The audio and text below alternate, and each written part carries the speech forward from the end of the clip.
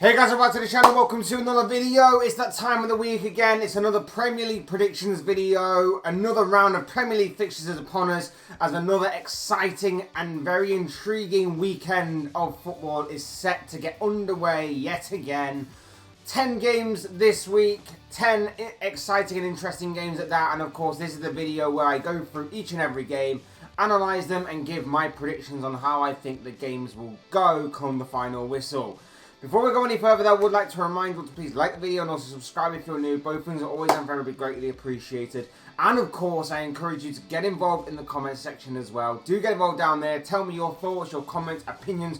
But most of all, of course, with this being a Premier League predictions video, your predictions on all of the games that are coming up this weekend. I'd love to hear from you. I'm sure all of them things will make for great and interesting reading. But without further ado, let's get on with the predictions. We're going to start things off with Friday night's game. It is at Stamford Bridge. It is Chelsea versus Luton. A massive game in prospect for both clubs, really. Obviously, Luton have had the extra days to prepare. Will that be a factor in this game? Only time will tell. But Chelsea, of course, 1 point from their opening 2 games. A pretty poor defeat to West Ham last time out. They were the better side for most of it, but they couldn't make their chances pay when it mattered most. They lacked a clinical edge up front, and that was the difference maker on the day when West Ham beat them by 3-1. You would expect Chelsea to win this game. You would expect this to be the ideal fixture for Mauricio Pochettino's side in a way to get not only their first win on the board this season, but also maybe to get them a few goals. But of course, in the Premier League, nothing's ever a foregone conclusion. And whilst Luton should obviously go into this game with no fear and enjoy the occasion, you never know what may happen. But this should go down as a Chelsea win. This should be a chance for Chelsea to score a fair few goals as well in this fixture, and to maybe settle the nerves and settle the confidence of some of their younger players of the team. Nicholas Jackson in particular, who has all the makings of a great player and a great striker, but just these past couple of games, despite having a couple of good performances, getting in the right areas at the right times and everything, he just lacks clinical composure when it matters most in front of goal. However, I do see Chelsea winning this game, and I think it's going to be pretty comfortable for the Blues. That's why I'm going to go for a 3-0 victory in favour of Mauricio Pochettino's side. Saturday's lunchtime kickoff, we'll see Bournemouth host Tottenham. Bournemouth coming into this one off the back of a 3-1 defeat at the hands of Liverpool, while Spurs, of course, managed to beat Manchester United last weekend in a 2-0 winning effort that saw Ange Postecoglou pick up his first competitive victory as a Tottenham manager. Intriguing game this one. The 12:30 kickoff is never always as it seems or as it should seem, of course. But in saying that, like I say, I've said all season, I fear for Bournemouth, and what I see from Tottenham is them growing to be quite irritatingly likeable a little bit under Postecoglou. Not just with the way the manager is, but the way the team are playing. They played pretty well in the second half, especially last week, to obviously get the win over Manchester United, and it was a great effort and obviously a well-deserved victory in the end by Spurs. In this game, always going to be difficult away from home, but I would still expect Spurs to see the game out and to get the 3 points. And as for Bournemouth, like I say, it could be a tough start to the season for them. So I'm going to go with a Spurs win, and I'm going to say that Ange Postecoglou's side come out as 3-1 winners. A London derby is next as Arsenal host Fulham at the Emirates Stadium. Arsenal, of course, have a 100% start to the season in terms of wins. They beat Crystal Palace on Monday night in another London derby of sorts. 1-0. Martin Odegaard's penalty was the difference maker on the day, whilst Fulham, of course, were beaten last weekend by Brentford in a 3-0 win to the Bees in their own sort of London derby, I guess you'd say. This one should be going to Arsenal. I've seen the way that Fulham have played. I've seen the way that Arsenal have played. Arsenal, good in spells. They have difficulty seeing out games. I know that obviously their difficulty seeing out the game on Monday night was hindered by a pretty dodgy double yellow card that led to obviously a red card for Tomiyasu. But Arsenal should get this out the way and done with. Fulham are struggling right now to score goals a little bit, and they didn't play the best against Brentford. They had spells here and there. They were unlucky in some stages. They hit the post, but ultimately it's about being clinical with your chances. And Fulham just aren't that right now. And I would expect Arsenal to get the job done by any way, shape, or form in this game. And that is why I'm going to say that Mikel Arteta's side win this game by 2-0.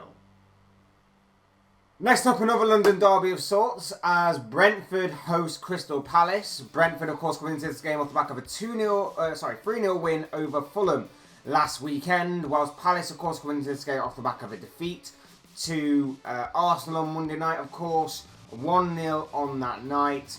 Going to be an interesting one, this one, between two teams that are different in some stages and similar in others in terms of the way that they approach games and build up play and things of that nature. Brentford are a kind of hybrid. They mix it up a bit. They can go from passing the ball about, knocking the ball about, to going long and direct. Palace, more direct, but they have obviously the players that can obviously knock the ball about as well. This could make for a fascinating game, this one. And one that you would expect maybe Brentford having the home advantage, and obviously they can turn on the style when they're at home to maybe take advantage of and maybe to go on and win this game. But Palace are always going to be tough opposition no matter who they're against, and you can never discount Roy Hodgson's side for maybe grinding out some sort of performance and some sort of good result in any game. So as interesting as this game will be, this game could genuinely go any which way. A draw is certainly what I would be leaning for, but I just have to give the slight edge to Brentford. Because of their home form and the way that they've started this season. The way that Vissa and Mbeumo in particular have started this season, I think that they could cause Palace some real problems to their back line. So I'm going to have to give the slight edge to Brentford in this game, and I'm going to say that this game will end 2-1 in favour of Thomas Frank's side. Next up to two teams that are winless this season and have suffered back-to-back defeats in both of their games so far. Everton taking on Wolves at Goodison Park. It is Sean Dyche against Gary O'Neill. Big game already for these two sides. Like I say, Everton winless, Wolves winless. Both suffered defeats in their first two games of the season. Everton lost the last time out to Aston Villa in a pretty embarrassing 4-0 defeat to Unai Emery's side. Whilst Wolves, of course, lost 4-1 to Brighton last Saturday. Massive game already right off the bat, but what I'm going to predict will not help either side. I think it's going to be a draw between two sides who can't score, can't buy a win. Looking poor right off the bat in the early stage of the season. Mainly Everton. Wolves, of course, had a bit of something to go by when, of course, they were unlucky not to have picked anything up against Manchester United. Against Brighton, they were absolutely torn apart. But in saying that, I think it's going to be a draw. I'm going to go for a 1-1 draw come the final whistle. Next up, Manchester United at Old Trafford hosting Nottingham Forest. A Premier League classic, this one. United, of course, lost last time out to Tottenham by 2-0, whilst Forest picked up their first victory of the season by beating Sheffield United in a Midlands clash last Friday night. Big game for United, this one. Big game for United. Not only will they need a result, but they'll also need a performance. United have not turned up this season as far as the performances go. They were very fortunate to, of course, beat Wolves in the first game of the season. And then in the second game against Tottenham, they had a decent first half where you could question whether or not that if chances were taken, the game might have gone differently. Maybe a controversial penalty might have been given. The game might have gone differently. But overall, in that second half, they fell apart, and that's where Tottenham took advantage, and that's where Tottenham were able to take their chances, whereas United obviously were not. And that's where the difference maker was in that game. In this one, Forest don't have a great away record since returning to the Premier League, of course, but they still are going to be dangerous on the counter-attack, and that's where United need to be wary. If they're going to be if Awoniyi is going to be on form and firing on all cylinders, then they certainly will have a thorn in their side in the back line constantly throughout the entirety of the game, or for the entirety that he's on the pitch for United. So United have a few things to be worried about as far as what Forest is concerned. They have their direct way of playing. They'll have the pace and Brennan Johnson on the wings and Morgan Gibbs-White, who can pop up with a bit of magic here and there from time to time. But ultimately, I think United will win this game. I think United have the match winners out there. I think they'll have the way of playing. I think they can afford to go a bit more direct. What I saw from Sheffield United was that when they went direct against Forest, it caused a lot of confusion in the Nottingham Forest backline. I think that could be used to United's advantage should they decide to go a little bit more direct in this game in order to win the 3 points that are on the line here. I'm going to go with a 2-1 win to United though, but don't discount Forest from getting something from this game. That would just be my concern, but I still would back United to go on and win. Next up for our Saturday night viewing, we are at the Amex Stadium for Brighton against West Ham. Two teams coming into this game off the back of wins in their previous game. Brighton, 100% record so far, and are absolutely flying right now are the Seagulls. Consistency in 2-4-1 victories in their first two games. Their latest coming against Wolves, of course, last weekend, whilst West Ham picked up that rather surprising and shock victory over Chelsea in their previous game, winning against the Blues by 3-1. Massive game, but I think Brighton are going to be the favourites, and I think Brighton are going to take the 3 points and continue their 100% winning record to start the season. I think Brighton have been fantastic. I think they've been tearing up defences left, right and centre, and they are looking extremely dangerous and clinical, and that's something that I criticised Brighton for these past few years, the fact that they're not clinical enough. But already so far in 2 games, they've scored 8 goals. That is pretty impressive. And I can see them going on and scoring a few more in this one as well. In my opinion, if Chelsea could create as many chances as what they did against West Ham last week, I think Brighton will have no problem in doing the same thing. And this time, I think with the more clinical edge that Brighton may have over Chelsea, I think they'll take a few of those chances. For West Ham, it's about standing firm. It's about, obviously, them taking the opportunities when they present themselves, because Brighton will leave themselves open from time to time. It's whether or not West Ham can take those opportunities. I don't necessarily think they will, and that's why I'm going to say Brighton win this game. They get the 3 points, and I'm going to go with a 3-1 victory in favour of the Seagulls. Moving on to Sunday's games, and first up we are at Turf Moor for Burnley against Aston Villa. Burnley, of course, have had extra time to prepare for this fixture, having their previous fixture that was meant to be against Luton postponed, because obviously Luton had developments to their stadium that weren't quite ready yet, so they've had that game postponed against an Aston Villa side who, of course, got back to winning ways in their last game and redeemed themselves for that horrible opening day defeat to Newcastle that they suffered by beating Everton by 4-0. I thought Aston Villa were brilliant on that day. I thought they absolutely tore Everton apart, but this might be a little bit different for them. What we saw from Burnley in the opening day of the season was them give Man City a pretty tough game, in all honesty. I thought they were the better side, actually, for some parts. But what was the difference on that day was clinical finishing. Man City had Erling Haaland as their clinical finisher. Burnley just couldn't make their chances pay when they fell to them. And obviously, in the Championship, it might have been a different story if they're against Championship opposition. But this is obviously a step up and a bit of a reality check for Vincent Kompany and for Burnley as to what to expect in the Premier League going forward. Against Villa, this could be a very difficult task for Burnley. It could also be a difficult task for Villa, in all honesty, to contain Villa. But I think Unai Emery learned from that first game, and he did very well, obviously, to manage Villa to a big victory last weekend. Made up that goal difference, of course. And I just think that with the players that they have going forward, Villa could be fun to watch this season. We saw it last weekend. They were fun to watch last weekend. I think they're going to continue to go from strength to strength. And defensively, I think they're only going to get more resolute. And I think that in this game, they're going to win. And I think they're going to pick up the 3 points, which is why I'm going to go with a 2-1 win in favour of Aston Villa.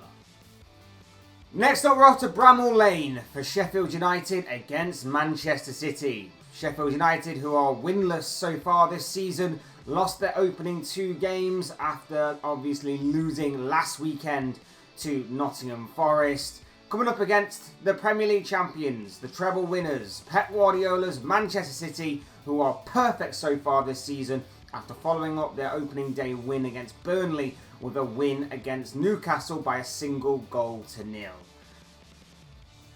I'm trying to find a way to make this seem more competitive. I'm trying to find a way to make this seem like Sheffield United have a chance. But let's face it, and let's be real and honest, I don't like to discount teams before a ball is even kicked.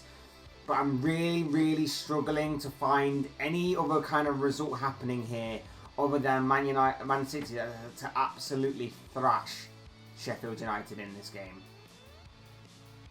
I want to say that if the stars align and they get a bit of luck, a lot of luck, maybe the Blades can get something from this game and can pick up a shock result and be the shock result of the weekend.